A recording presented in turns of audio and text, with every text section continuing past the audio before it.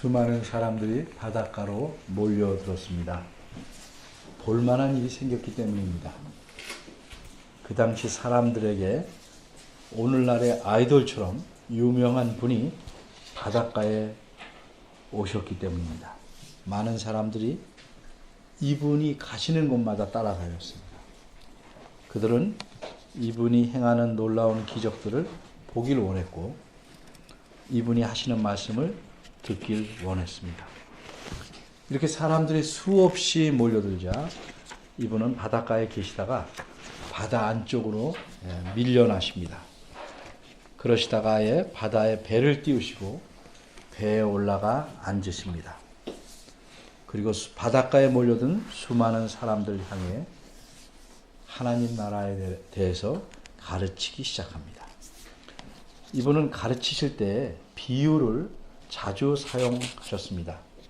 마태복음 13장에는 이분께서 가르치신 여러 가지 비유가 나오는데 그중 첫 번째로 기록된 것이 우리 귀에 익숙한 씨 뿌리는 비유입니다. 오늘은 이분께서 이 비유를 해설하신 내용에 대해서 다음과 같이 세 가지로 나누어 살펴보려고 합니다. 첫째는 이 비유의 해설을 말씀한 이유. 둘째, 이 비유의 해설의 내용과 분석. 셋째는 이 비유의 해설의 의도와 결론. 이렇게 나누어 생각해 보겠습니다. 이 비유의 해설을 하신 이유가 무엇일까? 이 이유를 말씀드리기 전에 제가 오늘 이 비유에 대해서 익숙하게 여기는 이 비유에 대해서 설교하려는 이유를 조금 말씀드리겠습니다. 이 씨 뿌리는 비유는 공관복음, 공통적인 관점을 가지고 쓴 복음서, 즉 마태복음, 마가복음, 누가복음에 모두 나와 있습니다. 그 중에서 가장 자세하게 기록된 것이 오늘 마태복음입니다. 제가 이 씨 뿌리는 비유를 오늘 말씀드린 이유는 이렇습니다. 올해는 우리가 거창하게 표를 이렇게 달아놓지는 않았지만 우리 마음밭을 일구자 하는 각오로 한 해를 힘써 살아보려고 합니다. 여러분도 그렇게 살기를 원해서 제가 그렇게 신경을 써서 설교하려고 합니다. 그럼 우리가 마음밭을 일구려면 먼저 무엇을 알아야 할까? 그래서 제가 지난 2주 동안에 우리가 무엇을 추구하며 살아야 하고 사람이 무엇으로 살아가는 것인지에 대해서 설교했습니다. 이 생각이 바뀌지 않으면 나머지 것들은 아무리 바뀌어도 그 근간이 바뀌지 않았기 때문에 도로 제자리거나 의미가 없어집니다. 오늘은 우리 마음이 바뀌어야 되는데 이 마음밭에 무엇을 심어서 어떻게 가꾸어 나가야 하는지에 대해서 말씀드리려고 오늘 본문을 택해서 생각해 보려는 겁니다. 우리가 방금 읽은 13장 3절 하반절부터 9절까지 예수님은 씨 뿌리는 비유를 말씀하셨습니다. 그러자 제자들은 예수님께서 말씀하신 것이 비유인 줄 알았습니다. 예수님이 이것이 비유다 이러고 말씀하시고 하시지 않았는데도 비유인 줄 알았습니다. 어떻게 알았을까? 비유에서는 일상생활에서 일어날 가능성이 있는, 그래서 누구나 다 이해할 수 있는 그런 이야기를 하는 것입니다. 또는 일어난 일을 이야기합니다. 왜 그러냐면 누구나 쉽게 이해할 수 있도록 하기 위한 것입니다.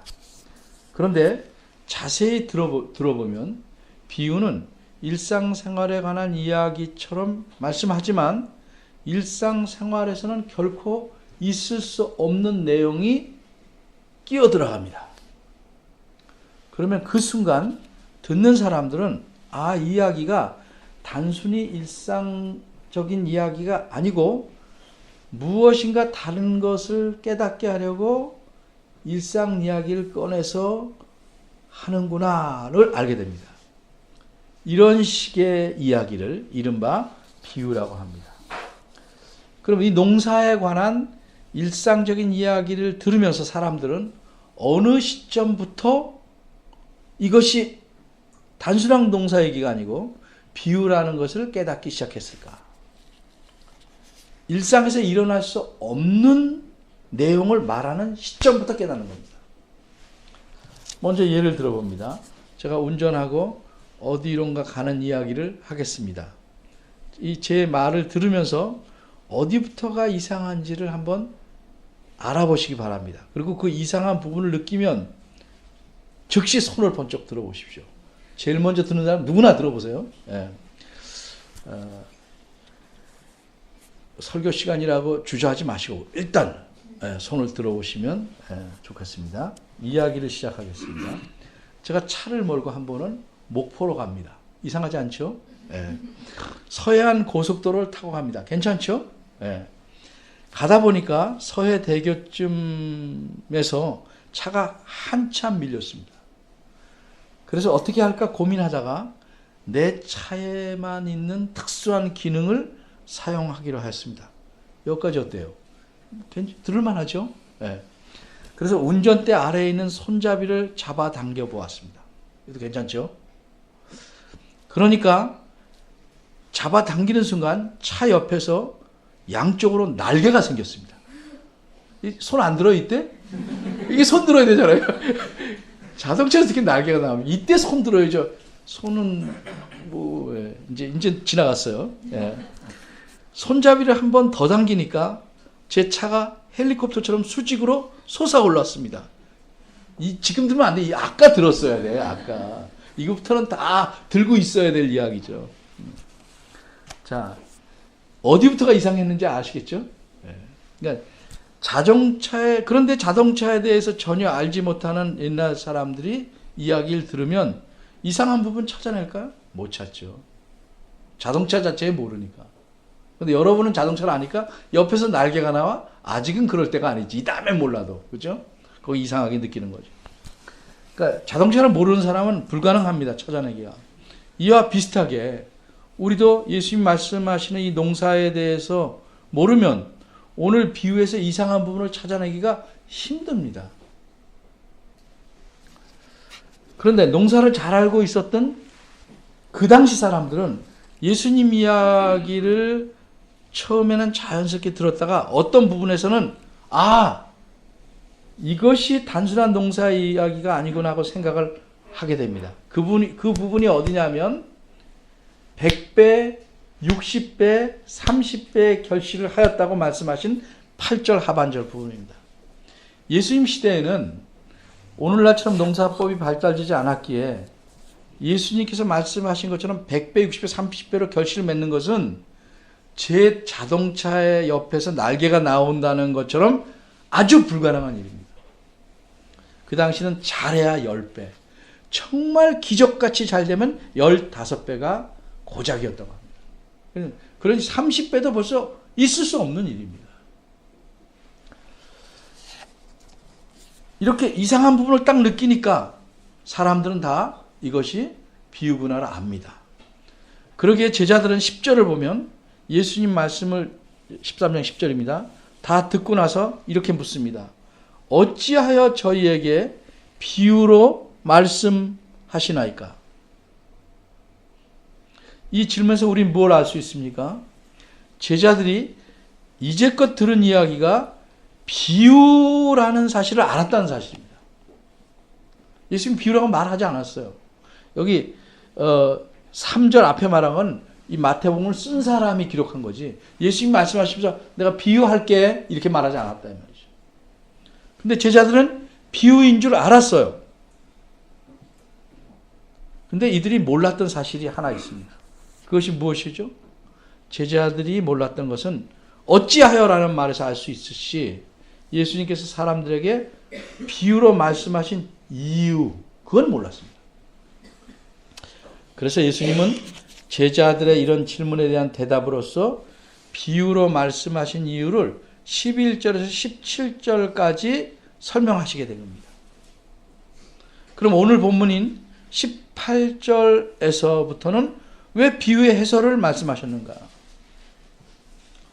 10절에서 보다시피 제자들은 예수님께 비유로 말씀하신 이유를 알고 싶어 해서 물었습니다.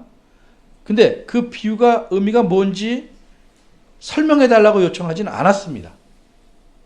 그런데도 예수님은 그 이유, 질문에 대한 답을 말씀하시고 이어서 제자들에게 자기가 말씀하신 비유를 해설해 주십니다. 그게 오늘 본문입니다. 왜 그랬을까요? 먼저 제자들이 비유를 해설해 달라고 하지 않았던 이유, 가능성 있는 논리적으로 이유는 무엇일까 생각해 볼 만합니다. 그 이유는 두 가지입니다. 제자들이 예수님 비유를 듣고 자기들은 그 비유와 상관이 없다고 생각했을 수 있고, 또 하나는 그 비유의 의미를 자기네들이 잘 이해했다고 생각했기 때문입니다. 그런데 예수님은 왜 설명을 했을까요? 예수님은 제자들처럼 생각하지 않으셨기 때문입니다. 본문의 첫 구절인 18절을 보십시오. 이건 들으라 이렇게 말했죠. 명령인데 예수님은 제자들에게 씨 뿌리는 비유를 들어봐라 이렇게 말씀합니다. 바꿔 말해서 내가 이제부터 설명하는 이 비유에 대한 해설을 들으라는 얘기입니다. 어째서 예수님은 이렇게 들으라고 요구하셨을까? 그 이유는 한마디로 이 비유도 제자들과 연관이 있고 제자들이 이해했다고 생각한 것이 적어도 예수님 판단으로는 오해까지는 아니었을지라도 제대로 이해하지 못했다고 판단하셨기 때문입니다. 제자들이 나름대로 이해했다고 생각할지라도 예수님 보시기에는 부족하다 이렇게 판단했기 때문입니다. 그래서 예수님은 이 비유를 해설해 주시게 된 것입니다. 그럼 이렇게 생각하는 것이 논리적으로 맞을까? 하나를 더 생각해 봐야 됩니다. 그럼 예수님의 해설을 듣고 나서 제자들의 반응은 어떻겠는가? 23절까지가 해설이죠. 이들의 반응이 어땠는지 23절에는 3절 바로 다음엔 말하지 않습니다. 그러나 24절을 보십시오. 24절에서 예수님은 가라지의 비유를 말씀하기 시작합니다. 그리고 나서 사람들이 물러간 뒤에 36절입니다. 제자들은 가라지 비유에 대해서 굉장히 알고 싶어 했어요. 사람들이 물러가고 나서 나름대로는 이해했겠지만 우리도 보면 나름대로 이해되잖아요. 자신들의 이해를 접어놓고 예수님께 가라지 비유에 대한 해설을 설명을 부탁합니다.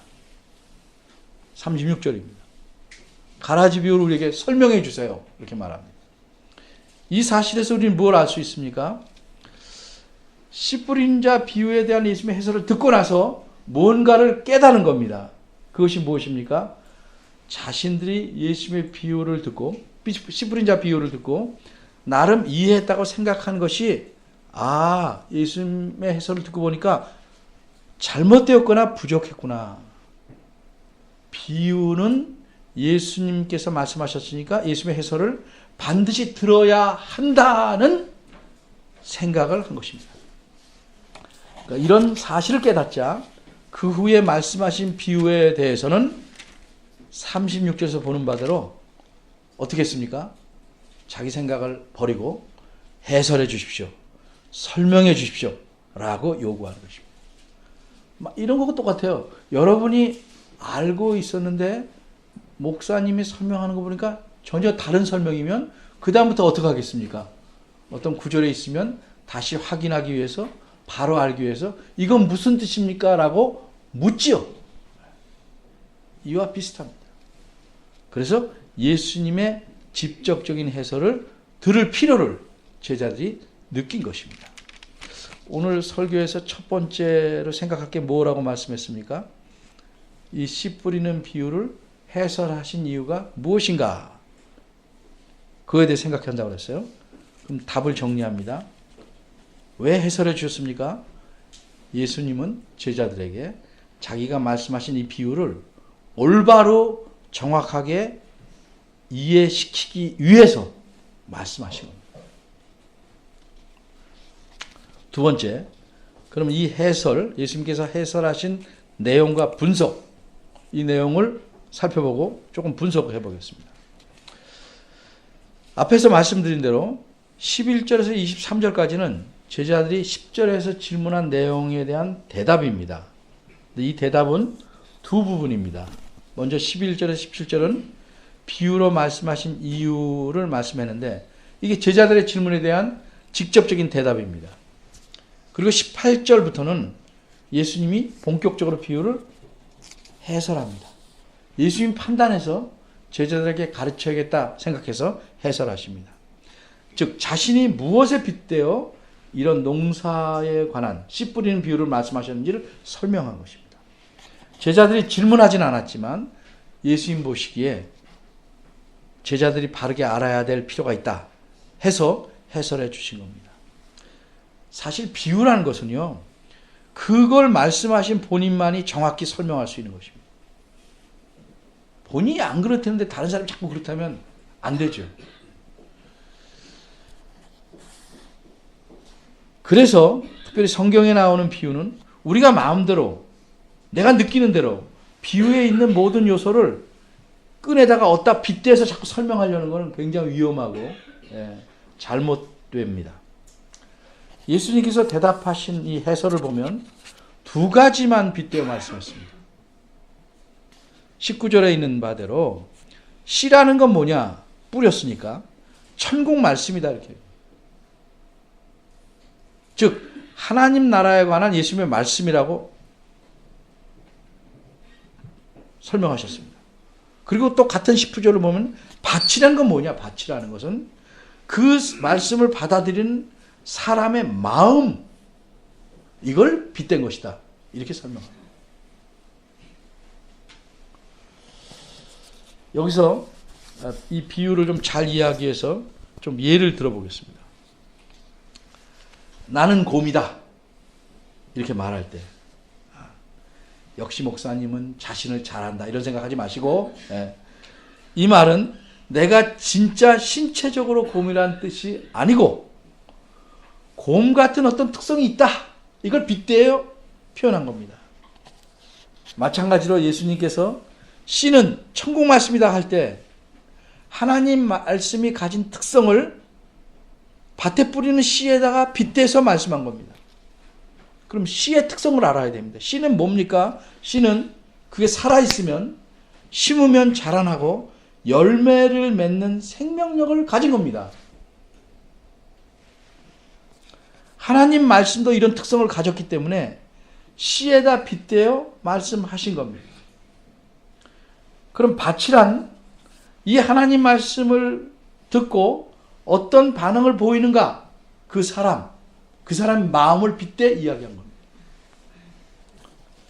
먼저 19절을 보면 마귀가 와서 뿌려진 말씀을 그 마음에서 빼앗아 간다고 해설해 주십니다. 그럼 어떤 결과가 생깁니까? 사람이 하나님 말씀을 듣기는 하였으나 그 사람의 삶에 아무런 열매를 맺지 못할 경우에 씨를 가져갔으니까 뭐 열매 맺을 게 없죠. 이것을 빗대어 길가에 떨어진 씨와 같다. 이렇게 말씀한 겁니다. 기본적으로 보면 예수님 당시에 예수님을 따라다니던 많은 사람들의 상태, 마음의 상태를 묘사한 것입니다. 그들은 왜 예수님을 따라다녔습니까? 대부분이 예수님이 전하는 하나님 말씀에 관심이 있는 것이 아니고 예수님이 행하는 기적, 병든 자를 고치고 또 놀라운 그 기적의 장면에 혹해서 따라다닌 겁니다. 오늘날도 이런 사람 교회 안에 많지 않습니까? 설교나 성경 공부를 통해서 하나님 말씀을 들어도 그 사람에게 아무런 열매가 없다면 이유는 무엇일까? 19절에 말씀한 대로 마귀가 와서 빼앗아 가기 때문이라고 분명히 말씀합니다. 여기서 우리는 마귀가 하는 일이 뭔지 알 수 있습니다. 마귀는 사람이 하나님 말씀을 깨닫는 걸 원치 않습니다. 깨달으면 큰일 나요. 그러니까 기회가 있을 때마다 말씀을 뺏어갑니다. 아무리 들어도 열매가 없습니다. 마귀의 나라에서 예수님께서 사람을 건져내는 게 구원인데 마귀는 어떤 입장입니까? 자기 나라에서 사는 사람을 뺏기지 않으려고 하는 겁니다. 그러니까 구원을 얻을 수 있는 유일한 수단인 하나님 말씀을 사람의 마음에서 가로채가는 것이 마귀가 해야 될 아주 중요한 일입니다. 그래서 그 마귀라고 일반적이 아니고 그 마귀, 사탄입니다. 사탄이. 여러분이 아는 C.S. 루이스라는 유명한 작가가 쓴 책 중에 마귀가 다른 마귀를 교육하는 편지를 담아놓은 책이 있습니다. 스크루테이프의 편지라는 책입니다. 올해 읽히게 할 거니까 미리 사보지 마십시오. 이 책의 옛날 번역판에 있던 내용입니다. 새 번역판에서는 제가 찾지 못했는데 옛날 번역판에는 이런 내용이 있습니다. 삼촌 마귀가 예수님을 못 믿게 하거나 믿는다고 하지만 믿는다고 하는데 믿음이 못 자라게 하려고 그렇게 하려면 어떻게 해야 되는지 조카 마귀에게 교육합니다. 세 가지를 교육합니다. 첫째는 사람들로 하여금 성경을 읽지 못하게 하라. 이게 첫째입니다. 아주 중요한 전략입니다. 두 번째는 근데 그래도 꼭 읽는 놈들이 있다. 그러면 읽어도 깨닫지 못하게 하라. 전략이 굉장히 좋지 않습니까? 근데 이 중에서 깨닫는 놈들이 있다. 이게. 세 번째 전략이 뭐냐면 조금 깨달은 것으로 다 깨달았다고 착각하게 해라. 그럼 예수님 못 믿거나 믿어도 자랑할 수 없죠. 이게 마귀의 3대 전략. J.I. 패커라는 유명한 신학자가 지금도 살아계신데 어떤 책에서 이런 말을 했어요. 내가 마귀라면 내가 무슨 일을 제일 중점적으로 할까? 사람들에게 성경을 읽지 못하게 할 것이다. 이렇게 말합니다. 대부분의 우리나라 그리스도인들이 성경 읽지 않습니다. 읽어도 건성으로 읽습니다.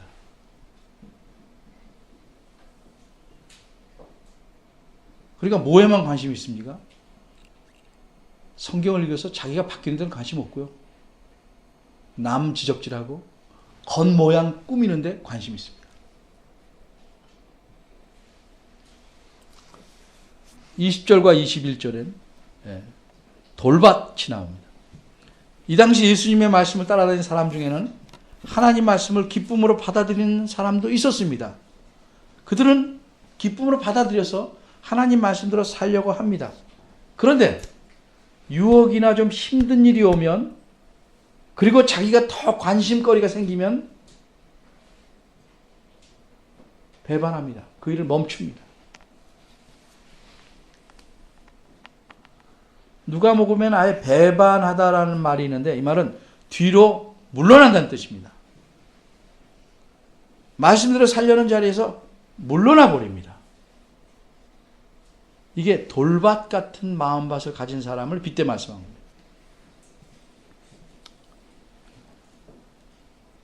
(22절에는) 가시떨기에 떨어진 씨 같은 사람이 있습니다. 처음엔 잘 자라납니다. 그런데 이 세상에서 겪는 염려, 근데 부유해져. 즐거움을 찾게 돼. 그럼 거기에 깊이 빠져서 재밌게 사는 것이 삶의 목표가 되어버립니다.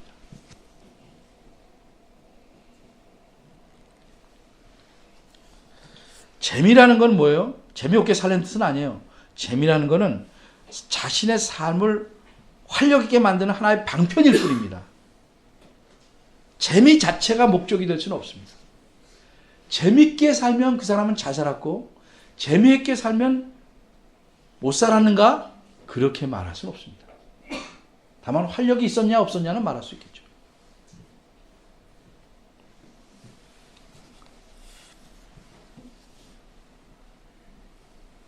(22절에서) 말한 이런 사람, 그래서 결국은 결실하지 못하는 사람, 이런 사람이 가시떨기의 마음과 같은 사람. 23절에 드디어 좋은 땅이 등장합니다. 좋은 땅에 뿌렸다는 건 말씀을 듣고 깨닫는 자라고 말합니다. 깨닫기만 한다는 뜻 아니에요. 결실을 맺으니까 깨달은 대로 사는 거죠. 어떤 사람은 항상 마음이 나쁘고 어떤 사람은 항상 마음이 좋은 법, 그런 건 없어요. 신앙이 잘하면 좋은 것과 나쁜 것 중에서 좋은 것을 많이 택하는 것이지, 좋은 것만 몽땅 있는 사람은 천국에서만 가능합니다. 죽어야. 사람에게는 늘 착한 마음과 악한 마음이 함께 있습니다. 사도 바울도 마찬가지입니다. 이 세상에 살 때. 그러니까 여기서 듣고 깨닫는다는 건 그냥 직접으로 마음으로 깨닫는 게 아니고 행해서 결실을 하게 되는 겁니다. 근데 누가복음에 보면 이런 설명이 더 달려 있습니다. 착하고 좋은 마음으로 듣는다, 이렇게 설명합니다. 하나님 말씀에 대해서 의심하지 않고 신뢰를 갖고, 이게 아픈 말씀이지만 나를 위해서 하시는 말씀이다 하는 자세로 듣는 겁니다.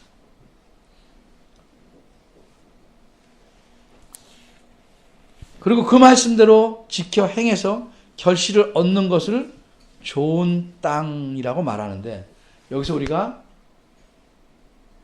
잊지 말아야 될 점은 좋은 땅에 씨를 뿌리면 아무런 문제 없이 결실이 풍성하게 되는구나라고 생각하면 안 됩니다.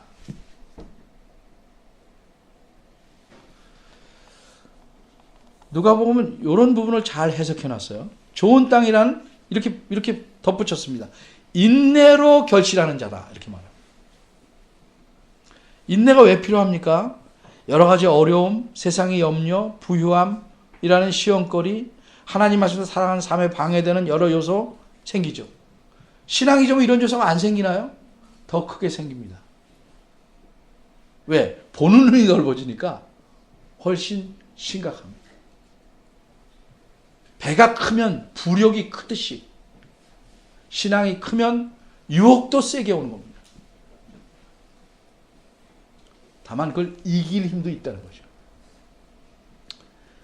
인내가 필요한 것은 그것을 극복해야 하기 때문입니다.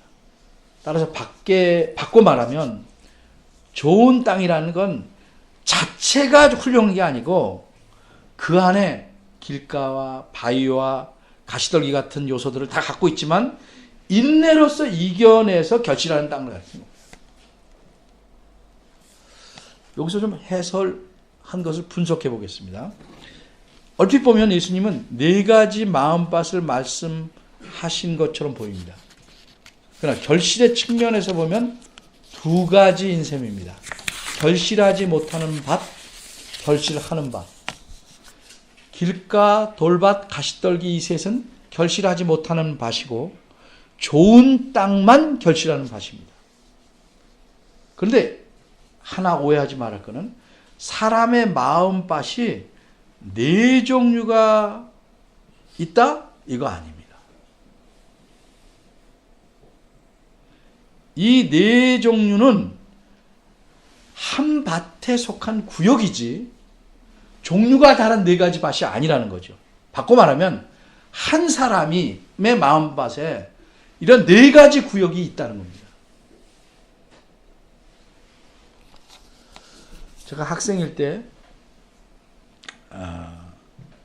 이 본문을 보고 이상하게 생각한 점이 있습니다. 물론 이게 여러분이나 저에게는 이상하지만 그들에게는 전혀 이상하지 않았을 겁니다. 왜? 어떻게 씨 뿌리는 자가 나가서 씨를 길가에 던지고 돌밭에 뿌리고 가시떨기에 던지나 자기 밭 좋은 땅에만 안 뿌리고, 그게 굉장히 이상했습니다. 그 이유는 농사법이 다르기 때문에 그렇습니다. 우리는 밭을 갈아놓고 씨를 뿌리기 때문에 다른 곳에 뿌릴 이유가 없습니다. 혹 뿌리는데 바람이 세게 불어서 혹은 누가 손을 쳐서 날라가 떨어지기에는 일상적으로 그럴 일이 없습니다. 이 당시 유대 사회에서는 겨울에 농사를 안 지니까 땅이 딱딱해지죠. 우리는 갈아서 그 다음에 씨를 뿌리는데 씨를 먼저 뿌리고 갑니다. 갈다 보면 우리처럼 좋은 쟁기가 있는 게 아니라 갈다 보면 안 갈리는 곳이 있어요. 그걸 길가라고 말한 겁니다. 왜? 겨울에는 그냥 밭으로 막 걸어 다니니까. 갈다 보면 못 가는 곳이 있어요. 밑에 돌이 많아서. 그걸 돌밭이라고 합니다. 갈다 보면 잡초인 가시떨기가 더 먼저 나와서 이거 지나갈 수가 없어. 그래서 씨는 떨어졌지만 못 가라. 그러니까 씨가 제대로 들어가 박히질 못한다 이 말이죠. 그걸 가시떨기라고 해요. 그러니까 한 정해진 구역 안에 덜 갈린 곳, 못 가는 곳을 얘기하는 거지. 사람 마음이 어떤 사람은 길가고 어떤 사람은 돌밭이고 이렇게 있다는 말이 아닙니다. 따라서 이 네 가지를 말씀한 거는 정확하게 말하면 두 가지죠. 예. 결실을 맺느냐 못하느냐. 한 밭에 사람 마음속에 나타나는 네 가지 상태를 알려주는 겁니다. 그러면 세 번째로 이렇게 해설하신 의도와 결론. 이 비유를 말씀하시고 13장 1절에서 3절에서 9절까지 해설해 주신 의도는 뭘까? 금방 설명한 대로 사람마다 다른 밭을 갖고 있으니 좋은 땅이 아닌 사람들은 어쩔 수 없다. 너희들은 포기해라. 하나님 말씀 들어도 말짱 도루묵이다. 구원받지 못한다. 이런 식으로 사람의 운명이 정해졌다. 이걸 말씀하려는 걸까? 그렇지 않습니다. 금방 여러 번 말씀드렸는데 사람마다 다른 밭을 가지고 있다는 게 아니고 어떤 사람이든지 그 마음에는 네 가지 밭, 더 줄이면 두 가지 밭이 존재한다는 겁니다. 모든 사람이. 그럼 왜 이걸 말씀하는가? 좋은 밭이 아닌 사람은 다 멸망하기를 바라는 게 아닙니다. 누구나 좋은 밭이 되기를 원하는 겁니다. 베드로 전서 3장 9절에 왜 하나님께서 오신다는 그날이 자꾸 미루어지는가? 오래 참으사 아무도 멸망치 않고 다 회개하기에 이르기를 하나님이 원하시기 때문이라고 말합니다. 예수님이 천국에 관한 비밀을 말씀하는 그 마음, 의도 같은 것입니다. 다 좋은 밭이 되기를 원해서 말씀하는 겁니다. 그럼 혹시 좋은 밭을 태어날 때부터 갖고 태어난 사람이 있을까? 금수저처럼? 마음도 금수저인 사람? 비유가 적절치 않은지 모르는데 근데 성경은 그렇게 가르치지 않습니다. 왜? 모든 사람은 죄 중에 태어나 죄를 지으며 살아갑니다. 바꿔 말하면 좋은 밭을 갖고 태어난 사람 하나도 없습니다. 다 나쁜 밭입니다. 길가와 돌짝밭과 가시떨기와 같은 밭입니다. 이것을 일구어서 좋은 밭을 만들라는 겁니다. 그러니까 하나님 말씀을 듣는 사람의 책임을 강하게 강조하는 것입니다. 그래서 결실한다. 열매를 맺는다는 건 뭘까? 그 당시 많은 사람들은 이렇게 생각했습니다. 예수님께서 이 땅에 오셨으니까 하나님 나라가 빨리 이루어질 것이다. 근데 사실은 그렇지가 않았습니다. 왜 하나님 나라가 빨리 이루어지지 않을까?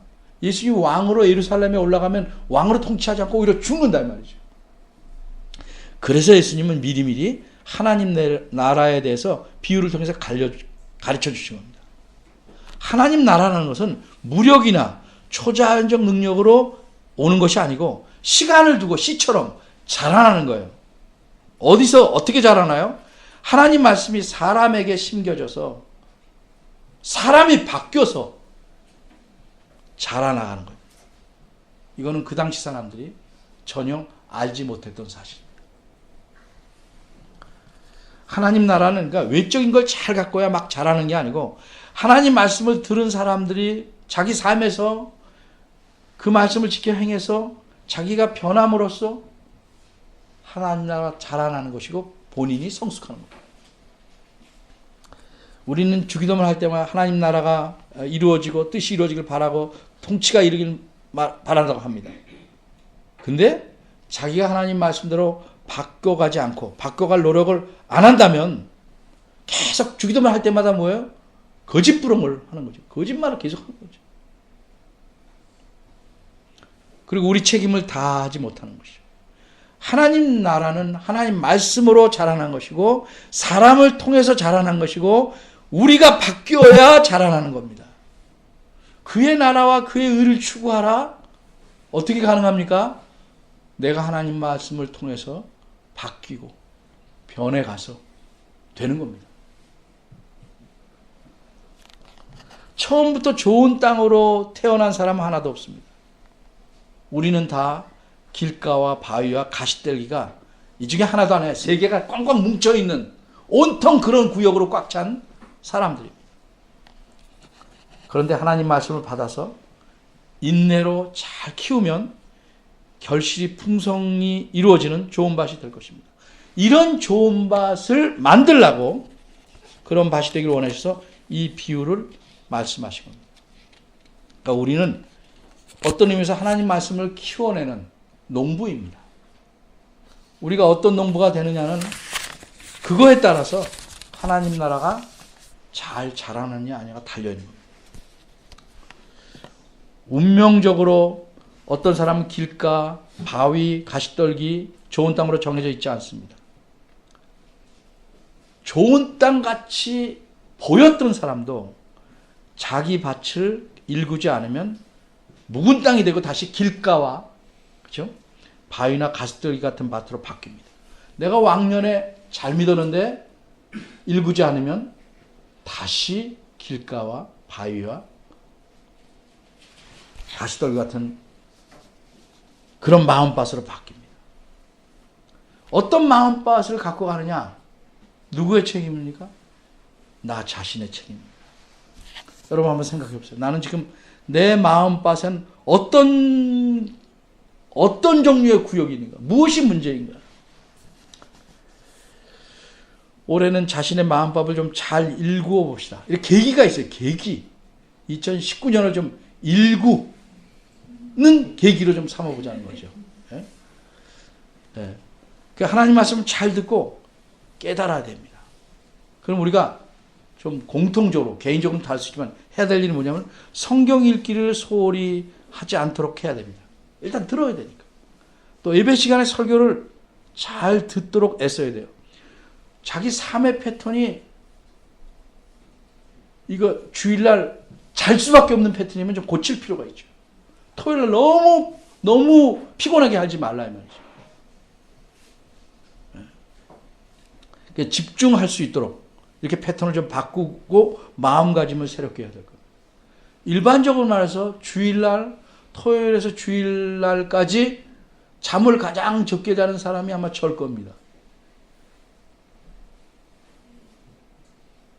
일반적으로 말해서. 예. 근데 저는 설교하니까 지금은 못 졸죠. 예. 그러니까 여러분이 졸린 거 이해합니다.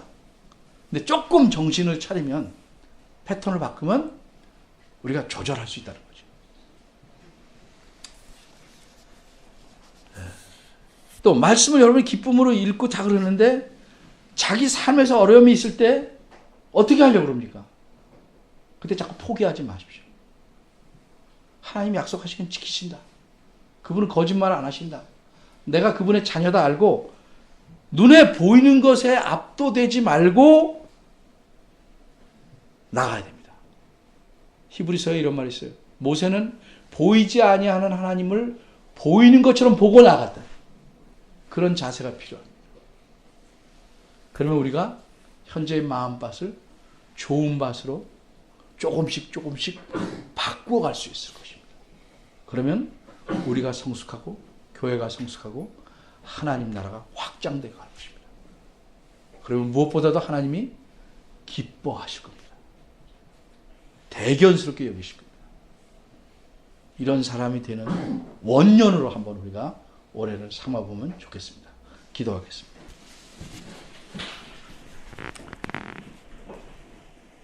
하나님 아버지, 오늘 씨 뿌리는 비유에 대해서 익숙하지만 다시 한번 생각해 보았습니다. 주님께서 이 비유를 말씀하신 의도를 또 생각해 보았습니다.